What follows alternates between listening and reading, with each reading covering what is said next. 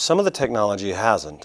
When you're doing construction engineering, a lot of the equipment and the technology is, early 1900s. Still very effective, but not cutting edge, we'll say. Civil engineering is a place where we do use cutting edge technology. We use a lot of geotechnical developments in order to create fortifications and base camps that are vastly superior to what they used to be. All right, what am I really saying?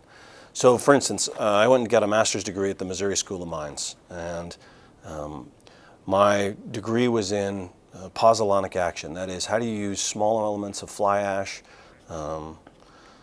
and other chemicals in either sandbags or HESCO bastions that will take a standard sandbag and turn it into a concrete pill in about 25 days. So as you build a fortification of sandbags you would have done in Vietnam, say, now when you do that, you can add a little bit of chemical additive and it turns it into a concrete wall by itself over a short period of time. One thing we're doing that's very effective is on our base camps, we're using energy efficient technology in a way that has never been done. So while we're not a business that relies on profit, what we do rely on is logistics. And every gallon of fuel we don't have to take a base camp is a gallon of fuel we don't have to take a base camp. That's trucks off the road, that's roads that don't need to be cleared, that's less troops in harm's way.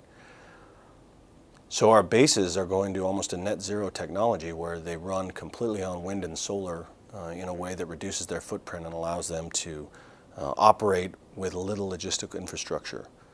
Right? So these are all applications of technology to the modern fight in the combat engineering way. And I want to, so that's just a couple examples. But again, I really want to highlight in the community I work in, the technical solutions are fantastic. But really what it's important is learning how to think in a way that you can blend technology and creative problem solving. And that is the gift of a technical education, is that you can see both the artistic and the scientific, and that's what we call it. We call it military arts and science. But your ability to blend that commonly resides in those students and leaders who have a fundamental background in technical skills.